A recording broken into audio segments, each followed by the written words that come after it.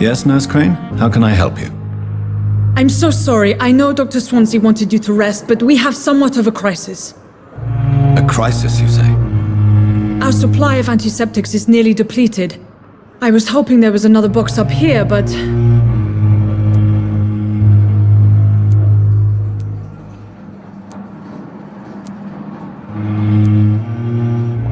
What type of hospital are you running? No antiseptics? You have been away too long, Doctor. With the war and now this epidemic, supplies have been running scarce for months now. I may have a solution. In France, during the war, drugs shortage was a daily problem, and we had to use our wits to overcome the shortages. However do you mean? If combined correctly, certain household chemical products can be used in a pinch instead. The storeroom? Fat chance. This is the Pembroke, and space is luxury we don't have. Everything used to be stored in the old morgue. Perhaps I should look there first. Where is this morgue? It's the large building behind the hospital. You'll need to go in the back door because it's been sealed off for sanitary reasons. Take this key. It opens a small back entrance at the end of a narrow street. The abandoned morgue behind the hospital. A small door at the end of a narrow street. On my way then. Thank you, nurse.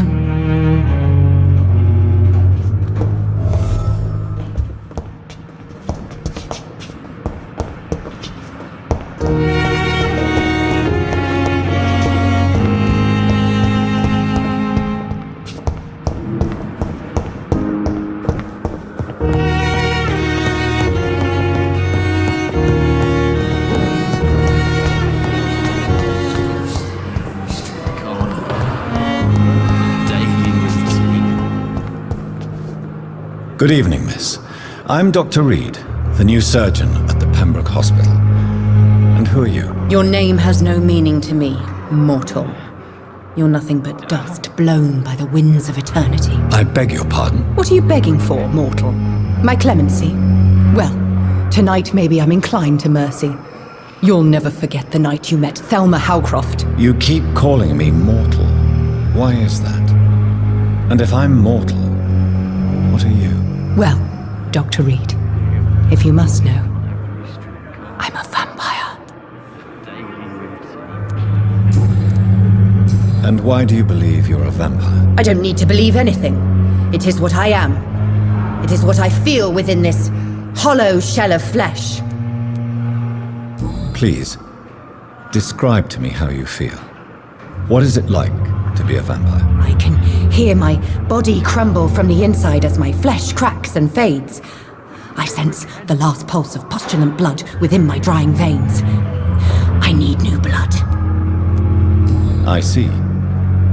Have you ever heard of Cotard's syndrome, Miss Howcroft? Never. It's a mental illness discovered by a French neurologist named Jules Cotard. The affected patients are delusional.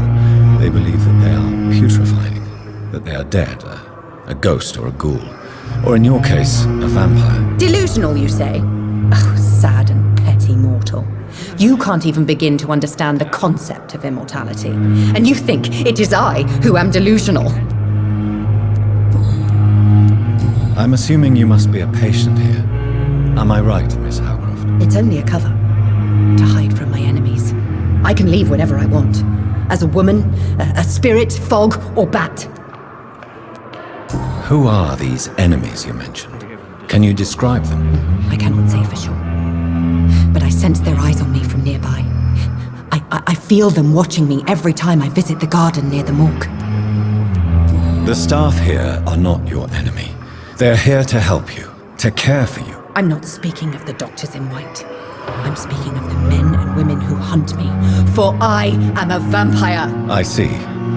Don't worry. These people will not find you here. I'll personally make sure they leave you alone. Thank you, mortal, but do not interfere with them, for you are no match for those that hunt me.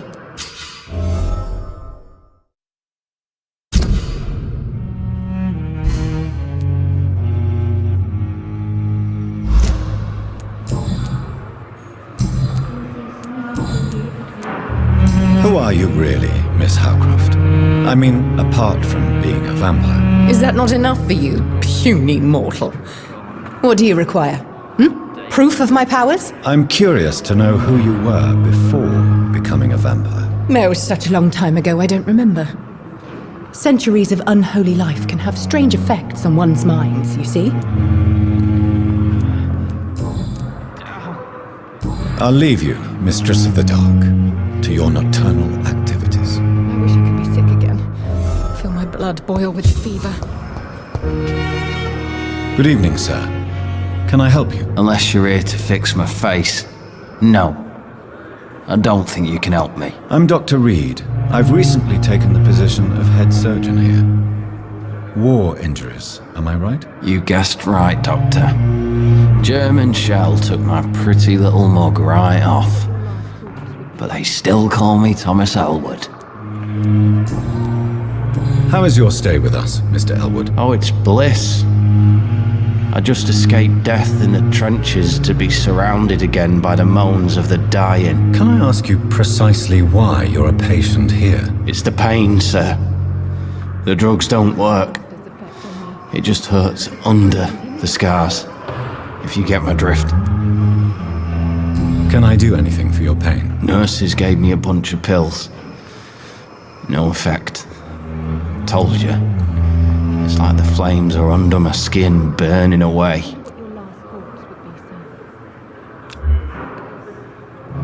Who is treating you? Is someone in particular looking after your case? Nobody since the old and tired doctor spoke to me. Started to think I was forgotten about. Wouldn't blame you. You don't seem worried by that. My face hurts so much more when I smile or cry. I've learned it's easier not to speak. But be assured I'm smiling inside. Why do you feel responsible for the injury, Thomas? What really happened? I wasn't disfigured by any German shells. It happened during my leave. It was an accident. Why lie about it? Come on. It's one thing to come back disfigured by the Germans, and it's another to get injured in an accident that could have happened to anybody. Time has lost its effect on me, but the suffering continues. Beauty is not everything, Mr. Elwood. Says Mr. Pretty Face. Tell me what really happened then. I went with a whore in Rouen. Dead drunk I was. The hotel was a shithole. There was a fire that night. Did you start the fire? Were you trying to avoid going back to the front? That's not uncommon, you know. No. It's just that I was asleep when the flames reached the room. The girl was long gone. Bitch never woke me up. Left me to burn.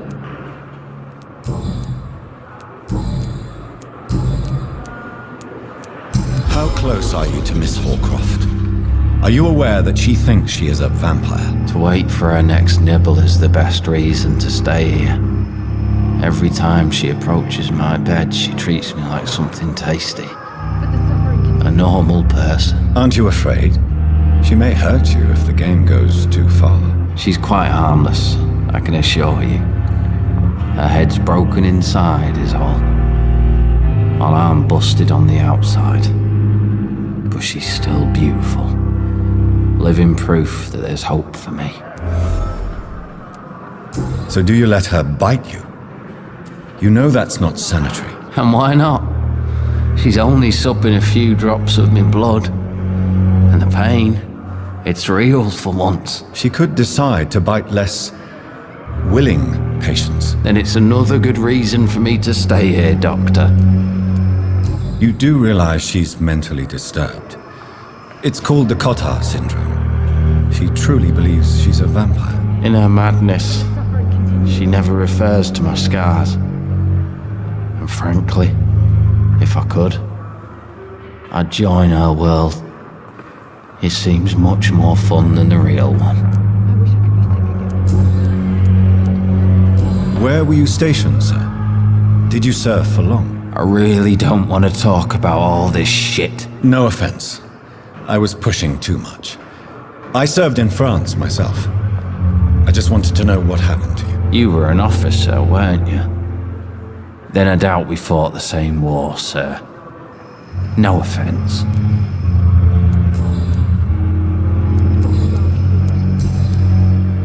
Goodbye for now, Mr. Elwood. Damn. Good evening, Mr. Hampton. How do you feel? Dr. Reed, is it? Oh, sir, I must apologize for my behavior. What do you mean? I was not myself in the factory.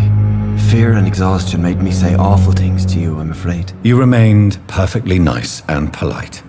A little delirious, perhaps. But who wouldn't be after enduring an abduction? Thank you, Doctor. That's a relief. Now all I need to do is rest and return to my flock. How did you end up in William Bishop's den? I had received alarming news about his recent behavior. I went to his place and he refused to let me go. Why did he abduct you? William was an alcoholic. His addiction suddenly changed to blood. I don't know why. Just like a patient I met here. This Miss Hawcroft.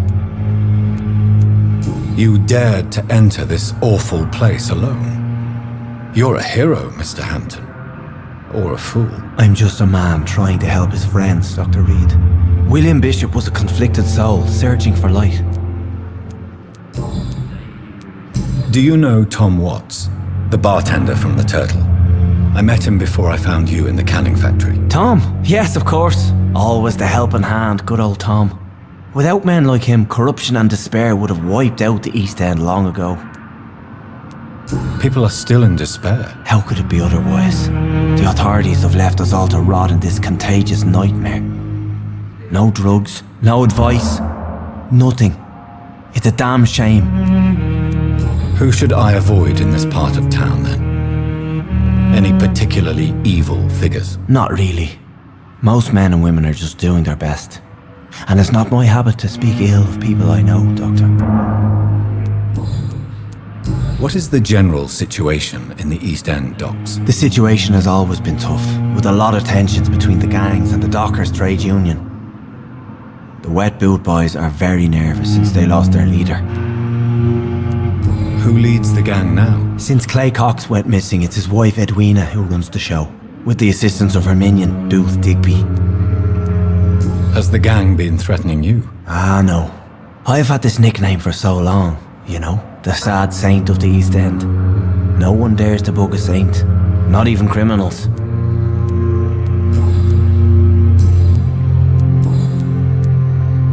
What do you do for a living, Mr. Hampton? I can't help but notice the cross around your neck. I manage a night asylum for the poor and homeless of the docks, and I try to guide the lost and hesitant on the right path to our Lord. Are you a priest, Mr. Hampton? A deacon, maybe? Not at all, Doctor. I'm just a man of faith willing to preach the good word. Why didn't you use your cross against William Bishop? To repel him somehow? That's a very strange question, Doctor. A cross is no magical token, if that's what you were trying to say. Not mine, anyway. How do you feel, Mr. Hampton? Medically speaking, I mean. I feel exhausted. Beyond exhaustion, actually. William drank so much of my blood in his madness. I feel empty. You're in good hands here. Dr. Swansea is well versed in blood transfusion, and I'm sure he'll take the best care of you. Thank you, sir. I believe all I need is rest. And then I can go back to the people who need me. Have you made friends since you arrived? Not really, but I recognize Miss Harriet Jones.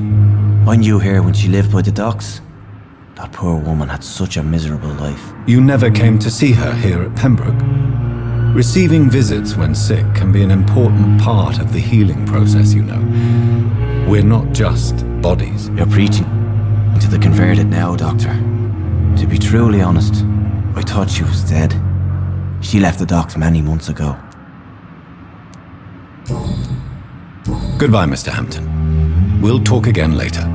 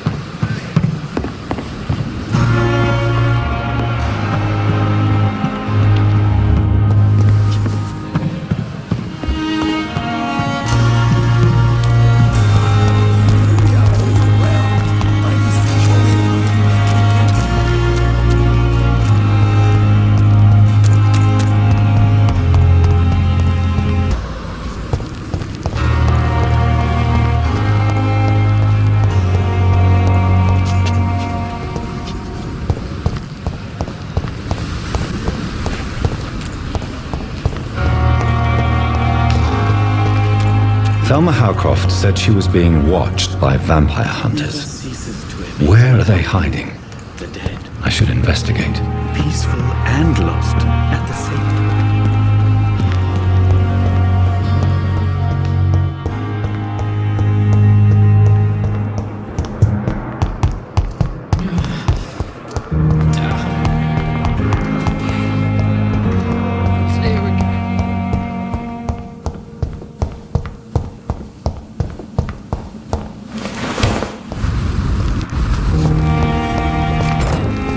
It's locked, all right.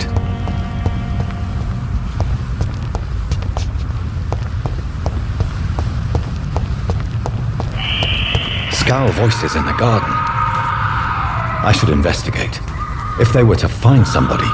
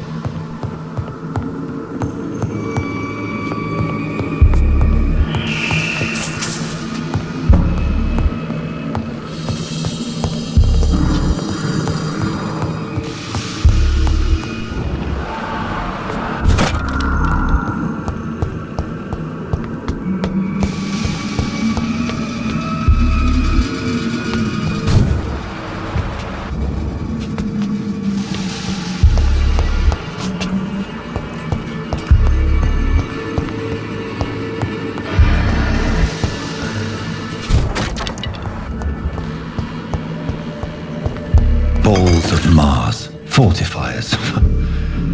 As popular as they are ineffective. But they do contain iron tartrate, and that might prove itself useful.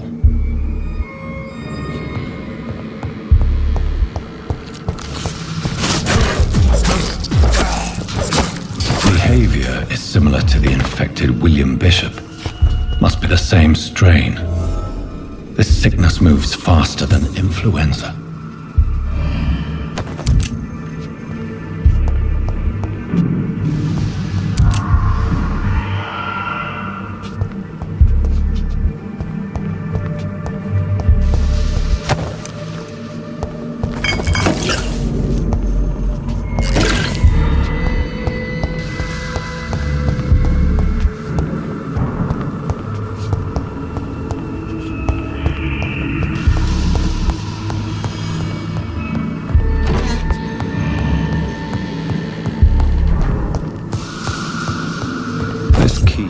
Surely grant me access to the basement.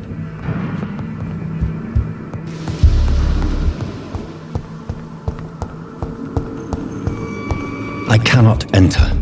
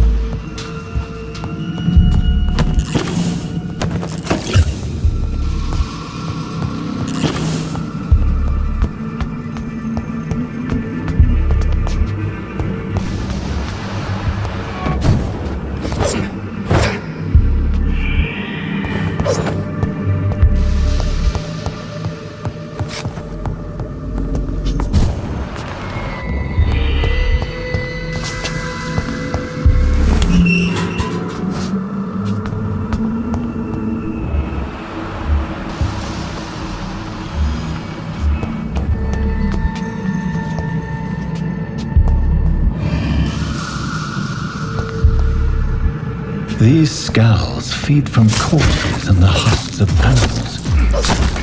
They're not after blood.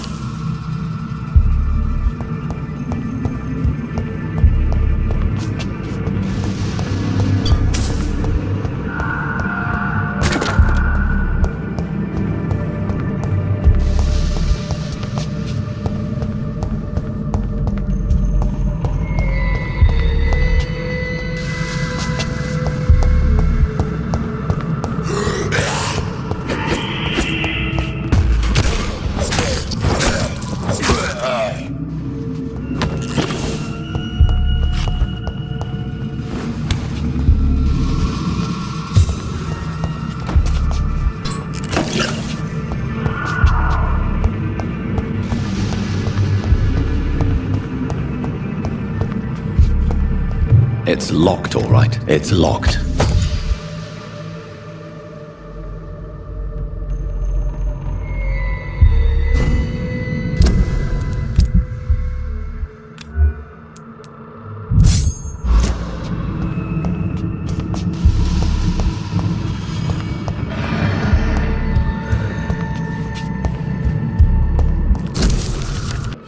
Mr. Connor's injuries don't match the report.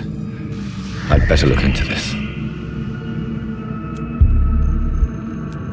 Traces of a pinkish foam at the corner of the lips. Some sort of drug overdose, perhaps?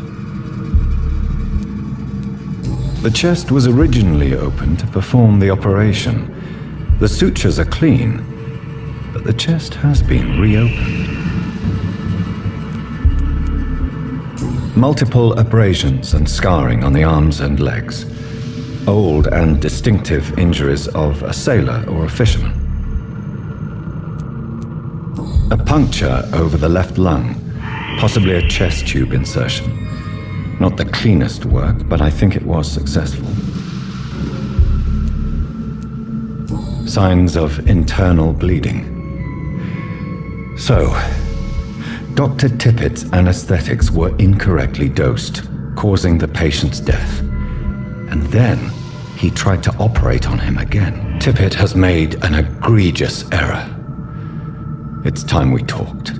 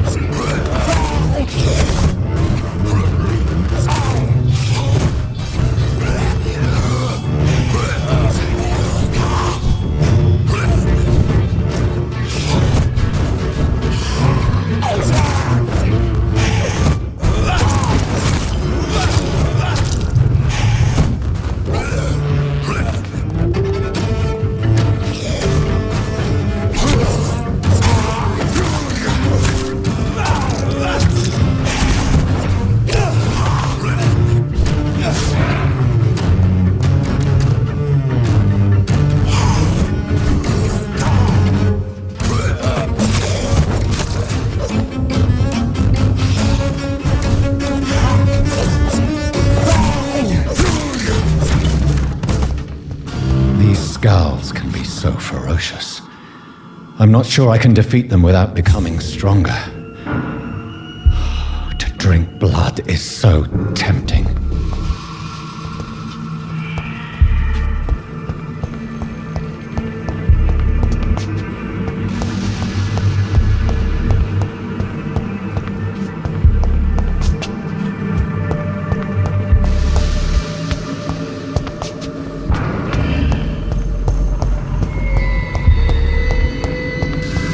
Sodium hypochlorite. Dangerous to administer, but efficient in the proper dosage.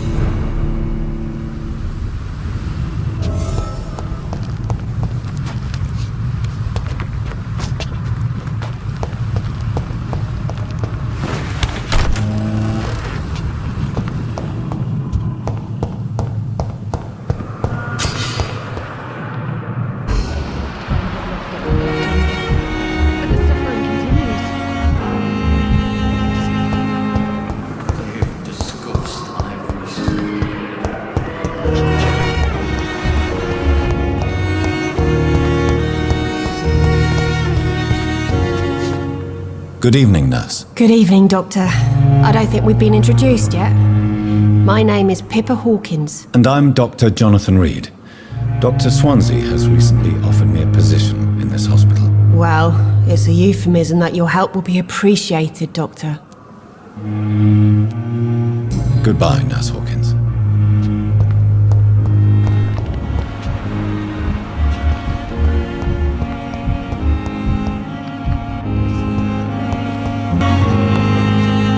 Finally, you've returned, Doctor. Did you find anything of value? Yes, nurse. You've worked your first miracle, Doctor. Now, this patient here needs immediate treatment. Duty calls. When the storm has passed, I'll show you how to mix the remedy yourself with the same basic ingredients. Many thanks, Doctor. When you've finished, you ought to report to Dr. Swansea in his office. He's been looking for you. Seemed pressing.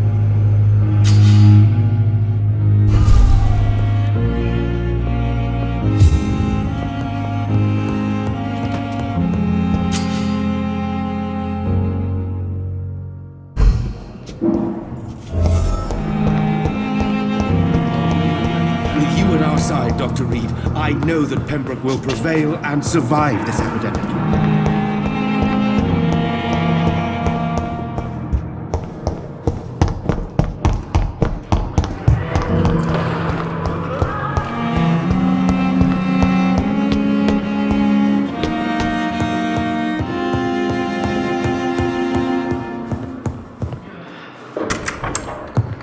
Please, Jonathan, come in. Fascinating, is it not? In the last decade, so many mysteries have been brought to light with our microscopes. The human body, biology's penultimate frontier.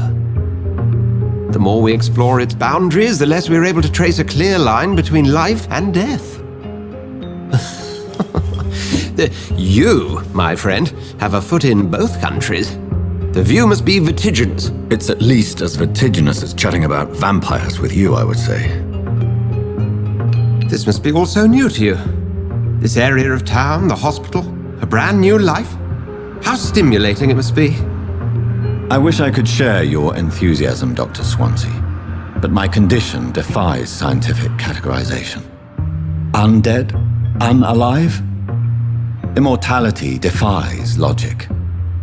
I cannot express my thrill at this serendipitous turn of events. The world's most eminent specialist in blood transfusions, a vampire. One might say a gift from heaven.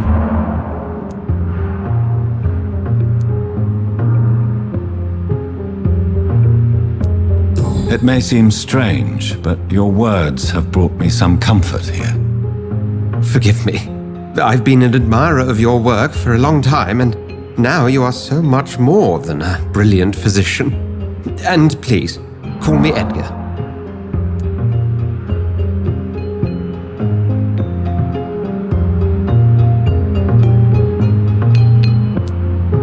There is no need to apologize, Edgar.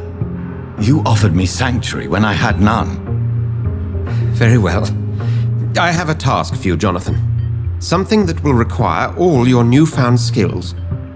Please, go on. The Pembroke only survives through the generosity of our benefactors. Unfortunately, our main donor has found herself in a bit of a bind. Now, if you could help her out... A spokesman or politician is what you need. That's not my calling. And until I come to understand what has happened to me, I require discretion. Discretion is in order, Jonathan. Lady Ashbury has recently received rather indelicate correspondence that, if revealed, would jeopardize her position. And you would like me to eradicate this threat? By the stole, of course not. I would just like you to pay her a visit. Her ladyship is certainly near the tents outside, tending the sick. You can't miss her. Look for someone impossibly delicate. Accepted. I'll see what kind of trouble Lady Ashbury is in.